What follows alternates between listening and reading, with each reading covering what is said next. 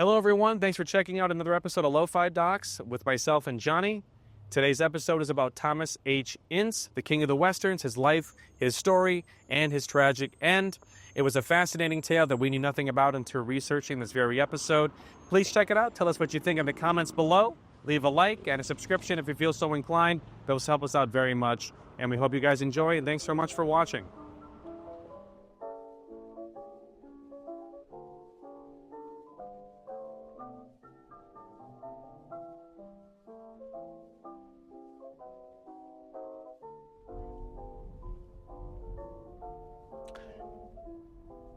Do you remember how amazing children's cartoons were when we were kids? Like which ones? Well, I was a Nickelodeon kid. Everyone else that, besides a couple of my close friends, they were all Disney. I thought Nickelodeon cartoons, man, the 90s, never better. Cat Dog, Hey Arnold. Before that, early 90s Doug, Rugrats. Rugrats was my shit. Pickles, man. People say... Never mind, I'll say it. That was a nickname that a few people gave me because they thought I resembled him because I have an oversized head and I have, these ears that kind of fan out. Wait, say who it is in case you couldn't hear. A nickname for me by a few people was Tommy Pickles, which I did resent and I still do. So now I kind of outed myself there, so now get prepared for that to be something that follows me around now.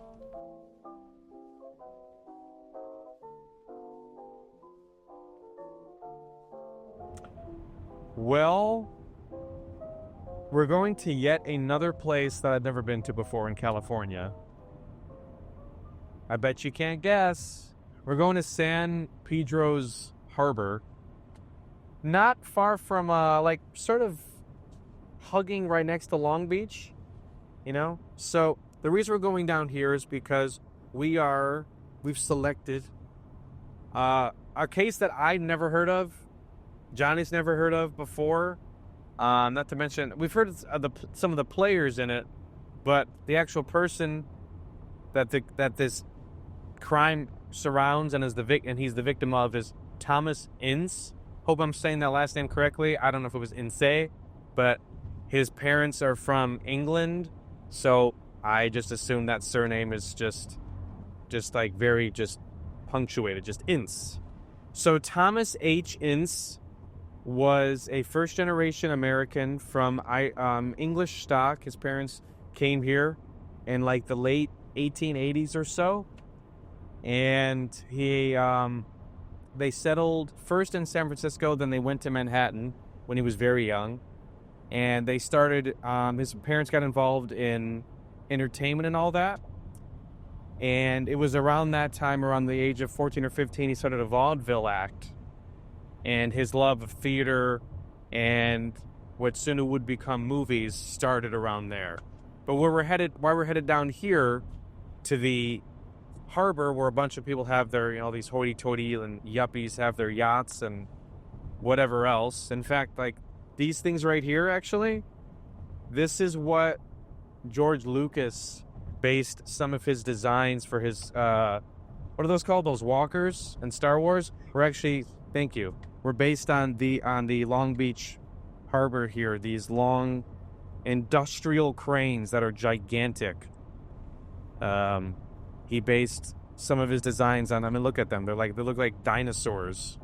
But anyway, we're heading down here because one of the players in this mystery that I'm not going to reveal everything about it so far was William Randolph Hearst. His yacht used to be anchored here off the coast and harbor of Long Beach. The yacht was called Oneida. Not sure the year he purchased it, but he owned it for the better part of a decade or so, or maybe longer. But on this yacht is where a mystery pretty much settles and is where it begins and sort of ends. There's a lot to this case that, at first blush, there's a lot of mystery to it, and then a lot of, especially the years since it happened. This is 1924, that this supposed, foul play occurred. But what we'll talk about maybe later is that there's a lot of stuff that was reported that wasn't substantiated. It was just a whole bunch of journalistic misadventure meant to, I think, to be sensationalist. But we're going to see a whole bunch of rich people's boats, so there's always that. Who doesn't like seeing rich people's boats? You know, I get seasick easily. I don't like being on boats. I don't mind being near them, though.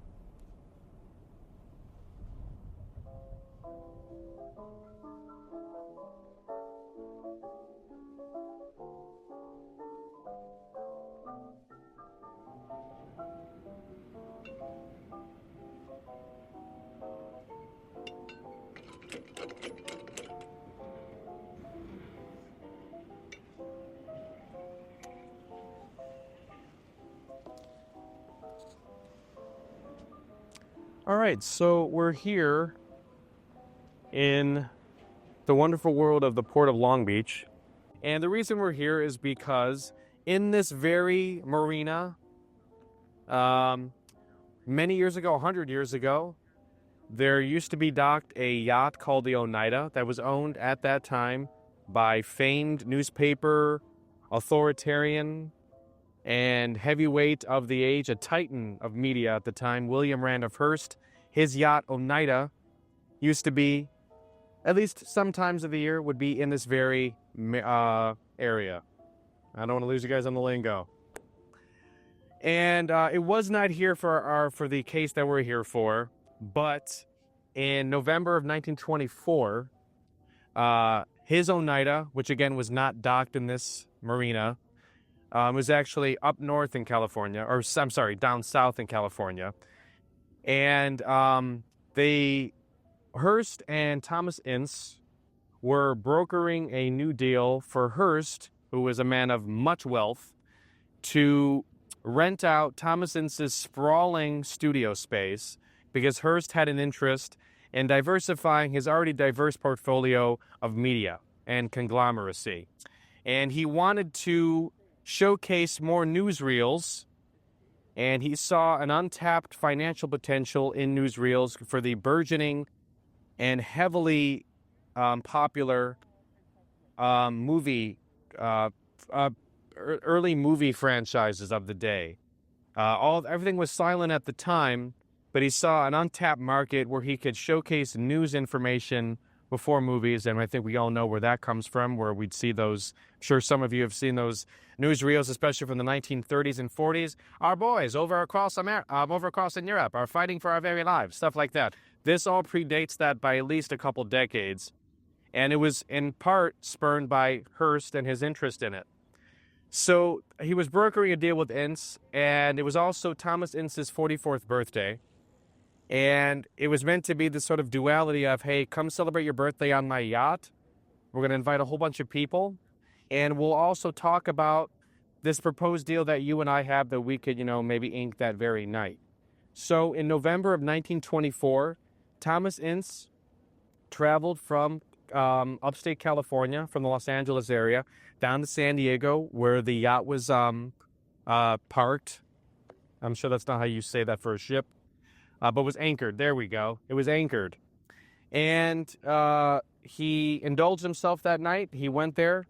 And on that very ship, it was a who's who of the day, including Charlie Chaplin himself. And also Hearst's longtime lover, Marion Davies.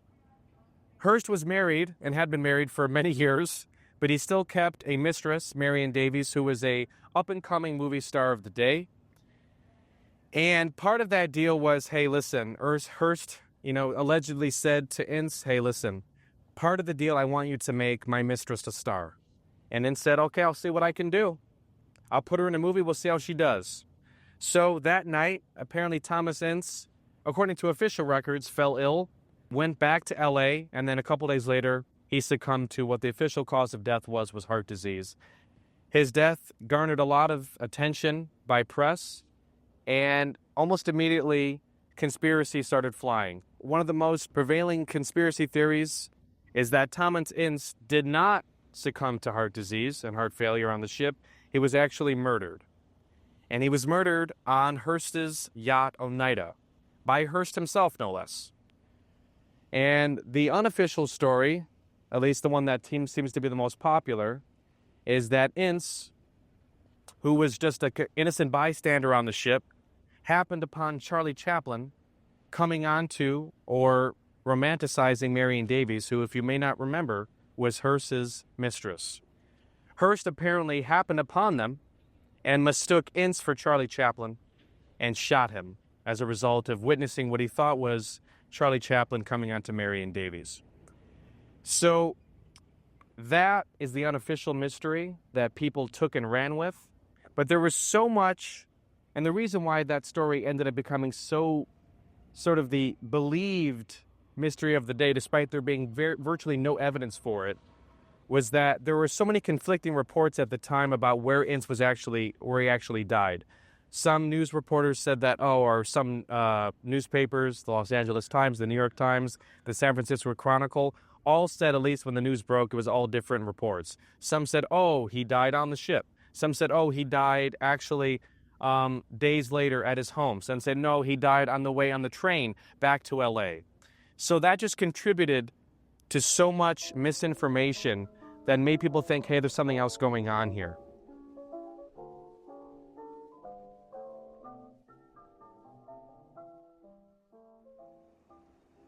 I mean, what if if reincarnation is real, I would love if I was just a rock and some ocean waves just that's just my entire existence until I get whittled away into just sand, and then I'm nothing over the course of depending on how big of a rock I am, hundreds if not thousands of years. That's kind of like how life is, right? Just waves crashing against you that just whittle you down to sand, and then you just go back into you become something beautiful. People reported to him hearing him moaning and groaning, that he was, just, Thomas Ince, pioneer of his day, fell ill on a ship that I certainly would have fallen ill on, because I don't need to be eating any bad shrimp or any bad food. I just get seasick at the drop of a hat. So you're never going to see me on a ship. I look like a groundskeeper for the Night at the Museum movies. That's what I look like.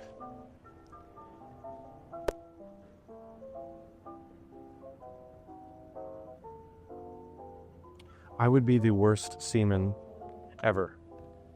I have not. What was that? I mean, if you have a green thumb, you're really good at growing stuff and planting and plants. What is the expression for being really good at sea, naturally? What is that? Wouldn't be a blue thumb, right? Because you could also use the word green thumb for the sea, because the sea does look green. This water looks green to me because of all the algae accumulation, right? You could say green thumb if you wanted, right? You don't care. Oh, they have chow mein in there. But I mean, it just sort of calls into, or at least reminds me, that despite this story taking place over 100 years ago, it just reminds me that humans have always been interested, and they sensationalize so much, especially when there's so much evidence to support the official cause. But when there's nothing actually there, when there's just mystery, people always enjoy taking mystery over fact. It just is more entertaining to them. And that's partly due to the fact to the press of the day, who even at that time, much like today, really enjoy sensationalism. They really enjoy printing what's going to get more eyeballs. It wouldn't be as interesting if Thomas Ince died of a heart attack, right? That would just be boring. No, he had to have been murdered. And that sort of Hollywood machine, it just cycles onto itself. And I have to admit, that kind of mystery it makes you care more. I hate to say it, but I mean, not that no one would care about Thomas Ince or what he contributed to the movie industry, because he did a lot. He was a pioneer in many ways, which we'll talk about.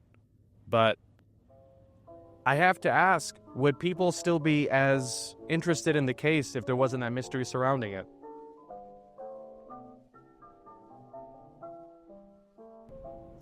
It looks like the smokestack in Willy Wonka and the Chocolate Factory, remember? All right, everyone. So we are heading now back to downtown LA. We can't get enough of this place. So much is tethered here. We couldn't leave it if we wanted to. Oh, Coco is Frios. So... What's the stop sign? Oh. I thought it was a stoplight. Which still would have been bad. Well, after he almost killed us, sorry. I didn't see Coco's Frios and I can't control myself, guys. So, we can't get enough of downtown is what I was saying. And the reason why we're heading back down there is, you guessed it, there are some tetherings to this case. Yet another one. What is with downtown? It's just obsessed with us. So, how it relates is we're going to what used to be the Los Angeles Express newspaper building. Many newspapers, including this one, the Los Angeles Express, printed, some would say salacious, incorrect, information about the case that was scandalous. Let me make sure I'm not going through another red light. That guy was just kind of plowing through there. There is some really interesting, I would say, not connection so much as just, like a Venn diagram that has one side, and then in the middle, there's some nice chunky nougat of similarity. Whoa. What is going on here tonight, or today?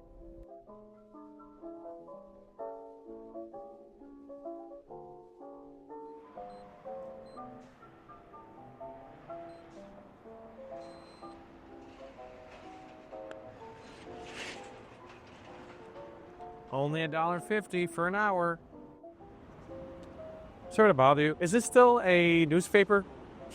You're going to call it a state university. It's an Arizona State University? Yes, sir. Why are they here? California. I don't know. Well, remember that creamy center nougat I was telling you guys about? Well, I've come to deliver. It's going to taste amazing, too. Everyone loves nougat. Nougat? Anyway, that nougat is the building behind me, and there's a story behind it that I think is pretty interesting. So this building behind me, now home to a local college and what might be still some print media, although I'm not sure about that.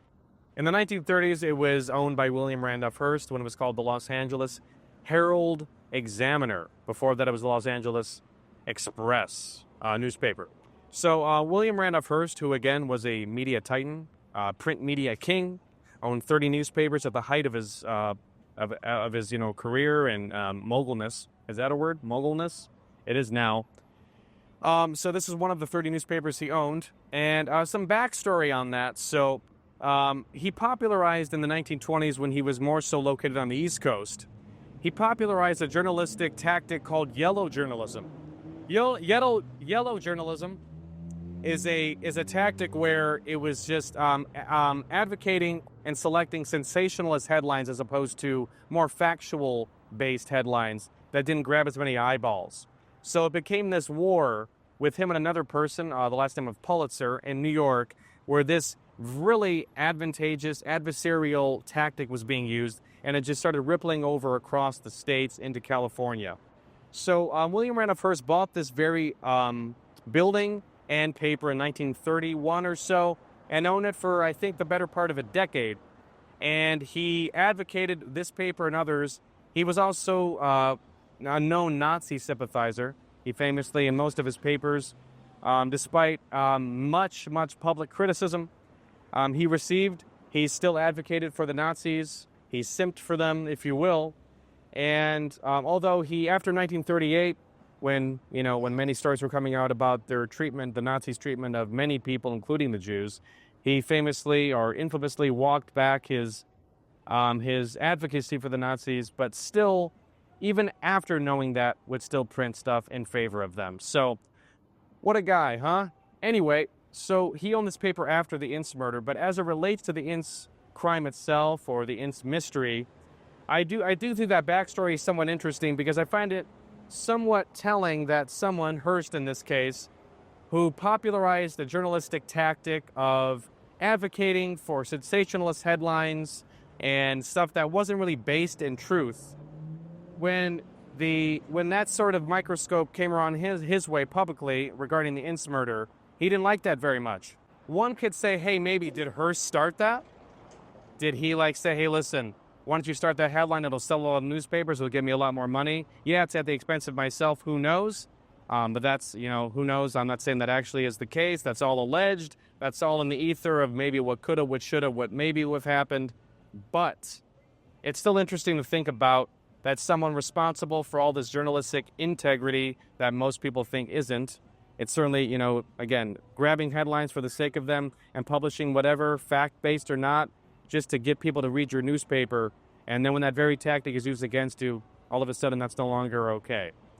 Anyway, a bit of LA history right behind me. And now it's a beautiful building, if I may say. It is for rent. So, I don't know, it's not for rent. I have no idea what I'm talking about. Anyway, look at her.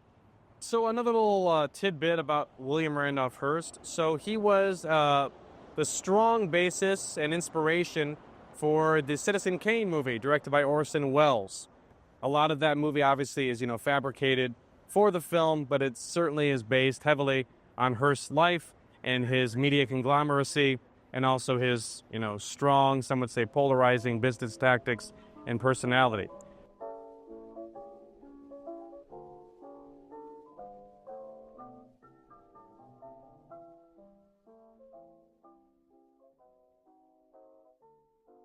Guys, we're going to Culver City. Huh? The legendary Culver City. A lot of history there, a lot of colving. A lot of colving happens there. What is colving? I don't know, but it happens a lot in that city, man. Thomas Ince started this studio in the late, God, I'm not exactly sure now. But he started around, I would say, the late teens, early 20s. And it was like his third or fourth studio that he opened. So Thomas Ince, at this point, when he opened Thomas H. Ince Studios, he was just craving to be a studio head again. He had opened a decade or 15 years earlier. He had opened his original studio, Inceville, which was in the Pacific Palisades area of California, where he made his mark. Making Civil War silent films, and he was also famous. He was called the King of the Westerns. So he had that studio. Then he had the Triangle Studios with D.W. Griffith and another gentleman. And so he had bought and sold and went through all these different companies, but he wanted to own his own studio again. He wanted to be a studio head. So around the late 1919 time frame, he opened Thomas H. Ince Studios, which is where we're headed now, in Culver City, because he was invited by, I forget the gentleman's first name, but his last name was Culver, and he was impressed by Ince. He knew he was a very well-known figure, obviously, out here, one of the biggest, and he wanted him. He's like, hey, listen, I have a huge swath of land. Come out here and set up your shop here. And Thomas H. Ince did just that. And on this lot, he had everything, like he did in Inceville, but he had the editing process, he had the cinematography shop, everything was in shop. Everything was done on that lot, from inception to editing to cinematography to promotion to distribution, all on the lot, done there. And he was the pioneer of that. He did that all the way back in the years of Inceville. He was one of the first he was the pioneer of doing that, creating that assembly line approach to filmmaking. And he was one of the first to do that. And he did that on Culver Studios. And actually, fun little tidbit, this is actually, even though it was owned and distributed by MGM, Gone with the Wind and another huge movie, it was actually filmed at this very studio. Not an MGM lot, as it was advertised. It was actually filmed at these very studios that were owned at the time by Thomas Ince. So, let's go check it out. I've never been before.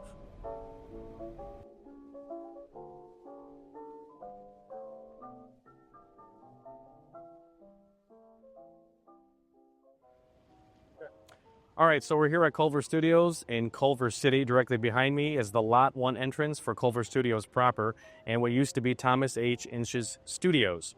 So he leased this property, hundreds of acres back in the 1920s. And most famously, although most people felt it was, or thought that it was filmed at MGM Studios, King Kong and Gone with the Wind were actually filmed directly behind me, here at Thomas H. Ince Studios and now Culver Studios. So a lot of history here, a lot of filmmaking. And as a producer, which by the way he helped pioneer, because at the time With silent films in the 1910s and 1920s, silent films were directed, produced, edited, and conceptualized just by one person. Thomas H. Ince was actually a pioneer in hiring separate people for all those different jobs. Before then, it was all done by one person, and he was able to designate that under his studio system in his assembly line that he did as an approach to filmmaking. And he also pioneered a producer, because back then producers didn't have as much power as they do. Now, producers pretty much are the ones that help get a film made. That wasn't until his excuse me, just had a little bit of a cough. He famously pioneered producers as having more power in the studio system than ever before. So, he came out here after getting disillusioned with the East Coast, because at the time, Thomas Edison's filmmaking company was trying to bogart out and monopolize the filmmaking industry. And as a result, he got fed up with that and decided to go westward. And he went to California. And in California, he founded a bunch of studios. The first one was Inceville in the Pacific Palisades. And then after doing a series of other studios, he decided to open up this one right behind me in the early 1920s. He owned this for a little bit before he sold it himself until his untimely death in 1924. But yeah, a lot of history here. But yeah, man. By the way, is there something on my face? Just curious.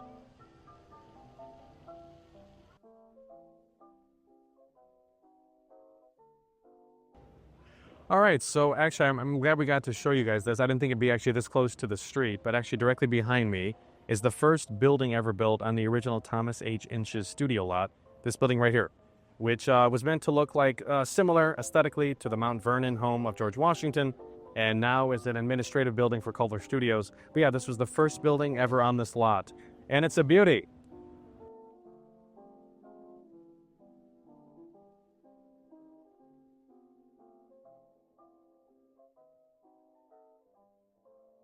All right, everyone, so we are headed to the Hollywood Forever Cemetery. Now, it's a place I've driven past and been around. It is a historic LA landmark, still an active cemetery. Many a famous person is buried there. And, but yeah, let's go check it out.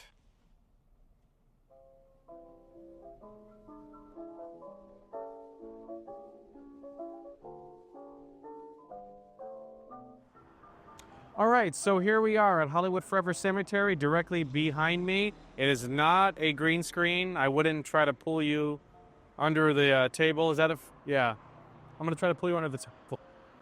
Anyway, here we are. Apparently a concert is about to go underway. They're not playing a movie, but yeah, it is a site, a burial, a resting place for many a Hollywood star and starlet.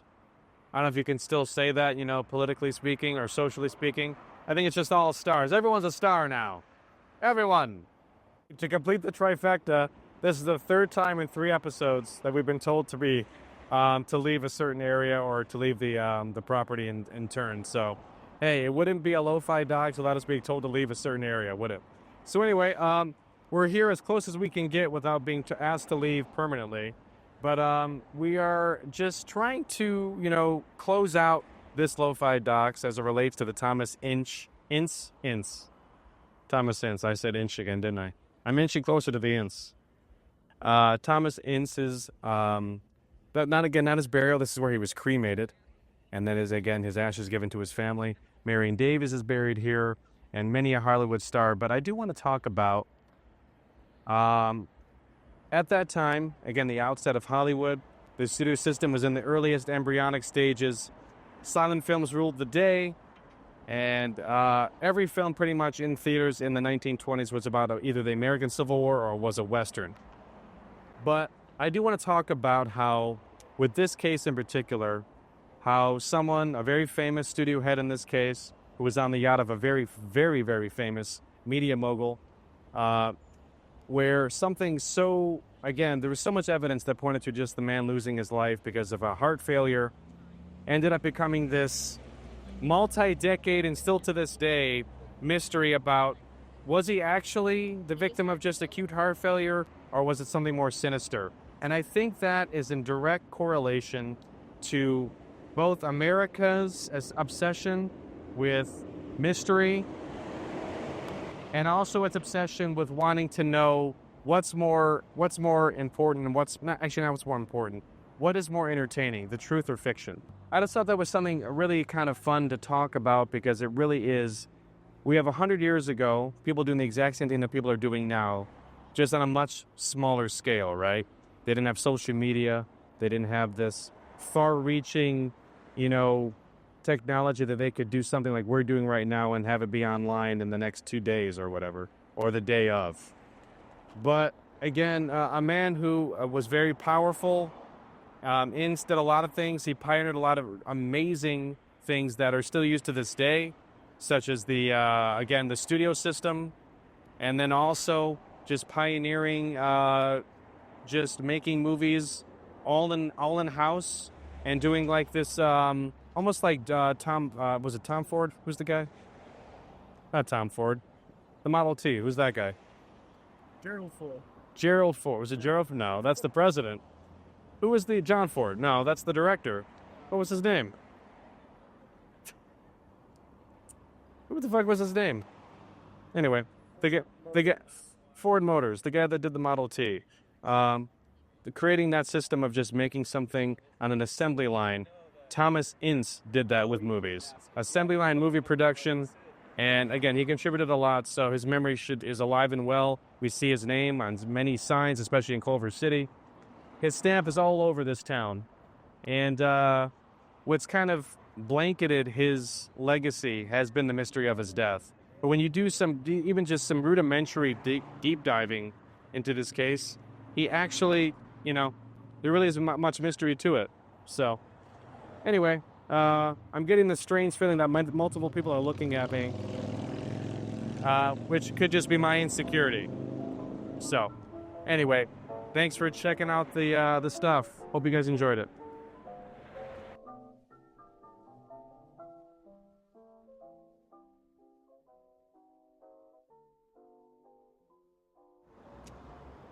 Well, there it is. And all of it. The whole kit and caboodle. The whole package. The big tuna. It's all there. All laid out for you. No, seriously, it's a fascinating story that, again, Johnny and I didn't even know anything about, but it was a blast learning about it, despite obviously the sad, parts of, someone losing their life, but it's an amazing part of history out here in LA that I knew nothing about, but hope you guys enjoyed it, and we enjoyed making it. We have, Johnny and I are particularly excited about an upcoming Lo-Fi Docs episode that's going to be out around the Halloween time that we're really excited about, and we cannot wait for you guys to see it. So, yeah, we hope you've enjoyed today's episode. It was a blast. Thank you. Are you subscribed yet?